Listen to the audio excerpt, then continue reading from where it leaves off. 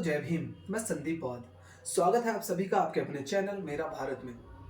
काफ़ी समय बाद वीडियो बना रहा हूँ, इसलिए जिन साथियों ने चैनल को अभी तक सब्सक्राइब नहीं किया है वो इसे सब्सक्राइब जरूर कर लें और अपने साथियों के साथ जरूर साझा करें। साथियों, आज हम जिन दो शख्स की बात करने जा रहे हैं, जिनका फोटो आपने पहले ही देख लिया है, मैं बात करूंगा दोनों ही अकल के अंधे और आंख के अंधों की। हाँ, एक पूरी तरह से आंख का अंधा है, एक थोड़ा सा कम है, लेकिन अकल से दोनों ही अंधे हैं। आप बिल्कुल सही समझे। मैं बात करने जा रहा हूँ रामभद्राचार्य और लाला रामदेव की। इन दोनों में बहुत ही सिमिलैरिटीज हैं, बहुत ही समानताएं हैं। समानताएं हैं कि आए दिन ये कुछ ना कुछ बयान दे के प्रोपगेंडा बनाते रहते हैं। क्योंकि इन्हें सत्ता की सह प्राप्त है, इसलिए ये अपने आप को बहुत ज्ञानी, बहुत उच्च कोटि का महान व्यक्ति भी घोषित करने से नहीं चूकते। हम सबसे पहले बात करेंगे रामभद्राचार्य, जगत गुरु। स्वयं को उन्होंने इसी नाम से सुशोभित किया हुआ है। कुछ लोग कहते भी हैं उनके जैसे ही जो हैं, मीडिया में भी बैठे हैं ऐसे। सबसे पहली बात तो आज तक हमें इस बात की जानकारी नहीं हुई कि ये जगत गुरु की उपाधि कौन सी यूनिवर्सिटी देती है। यानी कि मैं घर में बैठा हुआ स्वयं को जगत गुरु बना दूं और दो चार अपने जैसे पगलेट पकड़ लूं जो मुझे जगत गुरु कहने वाले हो जाएं। मुझे समझ नहीं आता कि ये किस आधार पे अपने आप को जगत गुरु। इस देश के छोटे से कोने में छोटी से एक आश्रम में रहने वाला व्यक्ति स्वयं को कहता है जगत गुरु। उसे इतना नहीं पता होगा कि दुनिया में देश कितने हैं। दुनिया की छोड़ दो, उसे अपने देश में राज्य कितने हैं, जिले कितने हैं, ये नहीं पता होगा, लेकिन जगत गुरु कहता है। खैर, जो उन्हें जगत गुरु मानते हैं उन्हें मानने दो। हमें पता है कि हमारी नजरों में उनकी औकात कितनी है। बात करेंगे अभी रिसेंटली उसने दिया एक एग्जाम्पल। बात करेंगे अभी उसके जल्दी के बयान की। उसने कहा, क्या कहा कि जो राम को नहीं मानता, जो राम को नहीं भजता, जो राम का नाम नहीं लेता, वो चमार है। तो सबसे पहली बात तो ये है कि ये व्यक्ति भले अकल का अंधा है, भले आंख का अंधा है, लेकिन है ईमानदार। कहा इसने सच, कहा इसने सत्य। क्यों क्यों कहा है?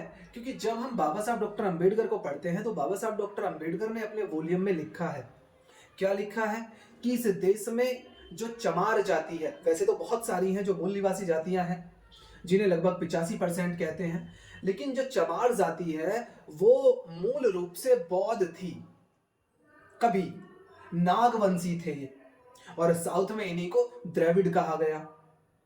तो ये वो लोग थे जो बौद्ध थे और जो पाखंड, अंधविश्वास, जाति, असमानता को नहीं मानते थे, जो प्रज्ञा और समानता का जीवन जीते थे और दूसरों को सिखाते थे। इनका कहीं भी राम से या हिंदू धर्म के किसी भी देवी देवता से कोई भी लेना देना नहीं था। तो इसमें तो कोई दो राय नहीं कि वो सही कह रहा है कि चमारों का राम से कोई लेना देना नहीं है और जो राम को नहीं मानता वो चमार है। इसमें कोई दो राय नहीं, वो सही कह रहा है। सवाल इस बात का है लेकिन कि जो चमार राम राम राम राम करते हैं दिन निकलते ही, और बाबा साहब डॉक्टर अंबेडकर या अन्य लोगों के समझाने से भी आज तक भी नहीं समझे, वो आखिर क्यों चमार ही बने हुए हैं। इस जगत गुरु से भी मैं पूछना चाह रहा हूं कि इस जगत गुरु ने कहा कि जो राम को नहीं भजता वो चमार है। समझ में आता है, चलो मान लिया। लेकिन जो चमार है, सदियों से चमार के नाम पे प्रताड़ित हो रहे हैं, अपमानित हो रहे हैं, शोषित हैं, पीड़ित हैं, और वो भी बड़े गौरवान्वित होते हैं राम राम करके, दिन निकलता है रोम रोम रोम रोम। तो वो चमार आखिर क्यों है, वो बताए जरा। सवाल इस बात का है कि जो कुंठा इसके दिमाग में है, क्योंकि अभी इसने एक और बयान दिया था कि मरे मुलायम काशी राम और प्रेम से बोलो जय श्री राम।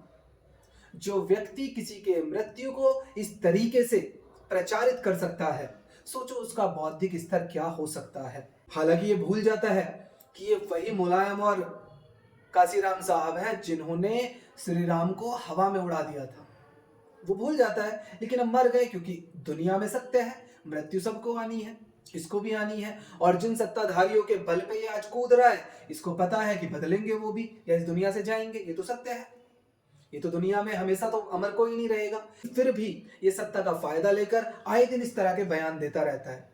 तो मैं इसके लिए तो कुछ नहीं कहूंगा इस बयान पे, लेकिन मैं उन चमारों से जरूर कहना चाहूंगा जो लोग चमार जाति से बिलोंग करते हैं, जो लोग बाबा साहब डॉक्टर अंबेडकर की बात न मानकर, उनकी 22 प्रतिज्ञाएं न मानकर राम का नाम भी भजते हैं और फिर भी चमार के चमार बने हुए हैं, वो आखिर कहां जाकर, कौन सी जगह उनको मुक्ति मिलेगी, कैसे उनको सम्मान मिलेगा, कहां जाकर वो अपना मुंह छुपाएंगे?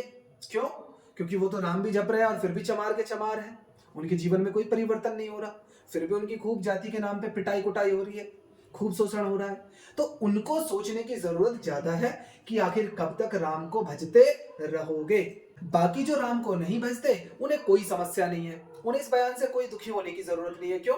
क्योंकि बाबा साहब डॉक्टर अंबेडकर ने कहा है कि ये जातियां जो नाग थी, जिनको अछूत बनाया गया, ये कभी हिंदू थी ही नहीं।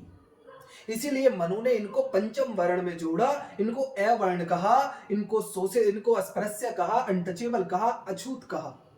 ये वर्ण व्यवस्था यानी कि हिंदू धर्म से बाहर के लोग थे, ये कभी हिंदू थे ही नहीं। बाबा साहब ने प्रमाणित किया है, अंग्रेजों के सामने भी और अपने वॉल्यूम में भी लिखा हुआ है। तभी इनको इतनी सुविधाएं मिली, तभी इनको ये फैसिलिटीज मिली संविधान में, आजादी से पहले भी और आजादी के बाद भी। क्योंकि अगर ये साबित नहीं कर पाते बाबा साहब कि ये हिंदू नहीं है, तो फिर आज इनको इतनी फैसिलिटीज नहीं मिलती। क्यों? क्योंकि गांधी स्वयं कहते थे कि ये हिंदुओं का हिस्सा है, हिंदू ही है, तो इनको हिंदुओं से अलग विशेष अधिकार देने की कोई जरूरत नहीं है। तो सोचना आपको है, आपको क्या गाना है सुबह से उठकर शाम तक, और 22 तारीख को आपको बाबा साहब की 22 प्रतिज्ञाएं रटनी है या क्या रटना है, ये आपको निर्णय लेना है। अब बात करते हैं 1.5 आंख वाले की। वो भी आए दिन नए नए बयान देता है, वो भी बड़ा विचलित रहता है। कहने को साधु है, सन्यासी है, लेकिन उसका साधु या सन्यासी से कोई लेना देना है नहीं। क्यों? बिजनेसमैन है, देश के नाम पर बेच रहा है, कुछ भी लोगों की भावनाओं के नाम पर बेच रहा है। उस लाला रामदेव ने बयान दिया कि मैं ब्राह्मण हूं, अग्निहोत्री ब्राह्मण हूं, मैं वेदी हूं, मैं द्विवेदी हूं, मैं त्रिवेदी हूं, मैं चतुर्वेदी हूं। मतलब खुद ही तो 35 रुपए लीटर पेट्रोल दिला रहा था, खुद ही ब्लैक मनी को लेके आ रहा था, ऐसे ही खुद ही ब्राह्मण बन गया। इस लाला रामदेव से ये सवाल करो कि लाला रामदेव सबसे पहली बात, क्योंकि ये बात और भी लोग प्रचारित करते हैं कि कर्म के आधार पर वर्ण या जातियां थी, तो मैं आपको बता दूं बाबा साहब ने साफ लिखा है कि ये कर्म के आधार पर हिंदू धर्म में कभी या चातुर्वर्णीय व्यवस्था में जातियां या वर्ण नहीं थे, ये जन्म के आधार पे थे, ये कभी कर्म के आधार पे नहीं थे। दूसरी बात, 3 लोगों ने प्रयास भी किया, जिनमें 2 का नाम आप शायद नहीं जानते, लेकिन एक का नाम आप भी जानेंगे। विश्वामित्र क्षत्रिय था, प्रयास किया कर्म के आधार पर ब्राह्मण बनने का, लेकिन उसे ब्राह्मणों ने कभी ब्राह्मण स्वीकार नहीं किया, क्षत्रिय को नहीं किया। तो इसको क्या करेंगे, ये तो ओबीसी है। लेकिन लाला रामदेव ने क्या बयान दिया कि मैं ब्राह्मण हूं और ओबीसी जाए अपनी ऐसी तैसी कराए। मतलब जो व्यक्ति, इसकी बौद्धिक क्षमता इतनी गिरी हुई है, उसकी जबान इतनी गंदी है, अपने ही समाज को ऐसी तैसी में जाने की बात कर रहा है, तो मैं तो कहता हूं सबसे पहले तो ओबीसी वालों को इसकी धूल पूजा उतारनी चाहिए, इसे जवाब देना चाहिए। क्योंकि जो अपने ही समाज को अपमानित करे, वो व्यक्ति किस काम का। दूसरी बात, मैं लाला रामदेव से पूछना चाहता हूं, और मौका लगे तो आप पूछो कि लाला रामदेव अगर आप स्वयं को लाला बताते तो एक बार को यकीन हो भी जाता, है ना। हालांकि सिर्फ ये भी जवानी होता। सबसे पहले तो ये बताओ कि तुम कौन से शास्त्र के नियम के अनुसार ब्राह्मण बने हो, क्योंकि हिंदू धर्म में ऐसा कोई नियम नहीं है जो आपको ब्राह्मण बना दे। शुद्धि करने का नियम है कि आपके कर्मों से शुद्धि कर देगा, लेकिन ब्राह्मण कैसे बने हो। दूसरी बात, अपना जन्म पत्री बनी हुई लोगों में पब्लिक करो, अपनी जन्म पत्री लोगों में पब्लिक करो, क्योंकि जन्म पत्री में लिखा होता है कि ये कौन से वर्ण का, कौन सी जाति का, कौन से कुल का है।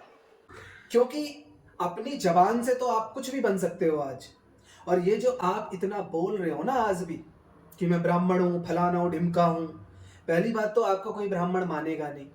अपनी औकात ये राम मंदिर वाले ट्रस्ट में देख लिया आपने, कितने बड़े आप वो हो विद्वान, या कितने बड़े ब्राह्मण हो।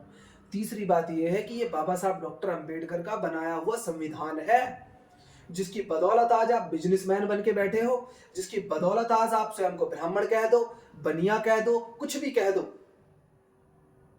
और अब और मजे की बात यह है कि वो लोग भी इस बात को का खंडन नहीं कर पा रहे।